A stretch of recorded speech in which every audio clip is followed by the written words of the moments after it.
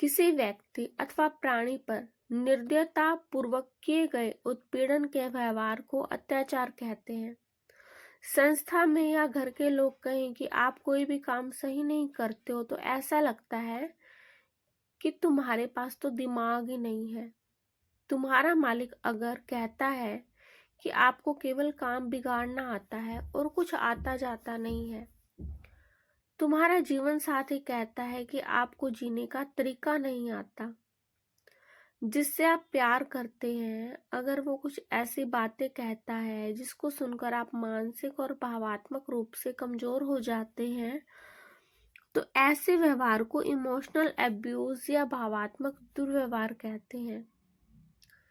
Emotional abuse अर्थात भावात्मक दुर्व्यवहार किसी को मानसिक रूप से पीड़ा पहुंचाता है।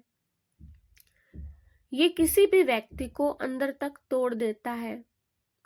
शारीरिक घाव तो समय के साथ हल्के हो जाते हैं, लेकिन भावात्मक अत्याचार अधिक गहरा प्रभाव छोड़ता है।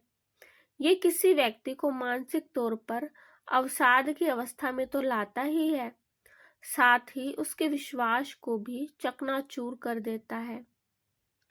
अक्सर अनजाने में ही लोग एक दूसरे से भावात्मक अत्याचार कर रहे हैं।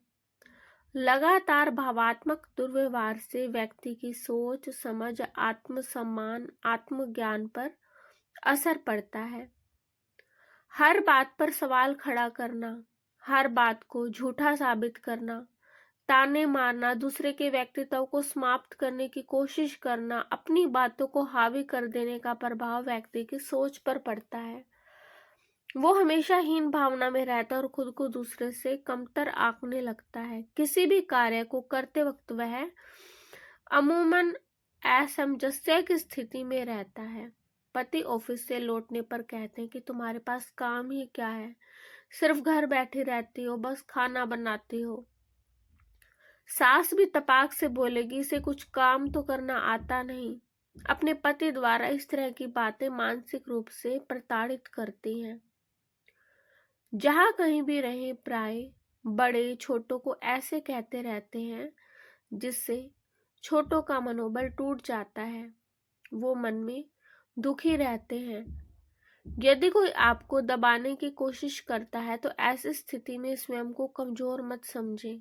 अपने आप पर भरोसा रखें। प्यार और विश्वास से ऐसा जवाब दें कि उसे लगे कि वाकई आप बहुत लायक हैं। अपनी कम्युनिकेशन स्किल बढ़ाएं। आपको अपनी बातों को आत्मविश्वास के साथ सटीक शब्दों में प्रस्तुत करना आना चाहिए। किसी को हावी ना होने दें। किसी भी व्यक्ति के सामने इतना ही झुके जितनी जरूरत है। अपनी शिक्षा का स्तर बढ़ाएं। जितनी ज्यादा योग्यता होगी उतना ही ज्यादा लोग आपका सम्मान करेंगे। जिससे भी आप मिलते हैं उसे मन में कहते रहो कि आप श्रेष्ठ हो, महान हो। यही तो हर व्यक्ति सुनना चाहता है।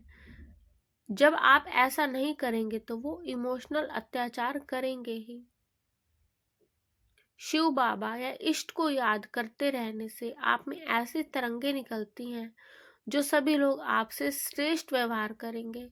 सारा संसार भगवान की आज्ञा से चलता है। उसका कहना सब मानते हैं, इसलिए उठते बैठते उसे ही याद करना चाहिए।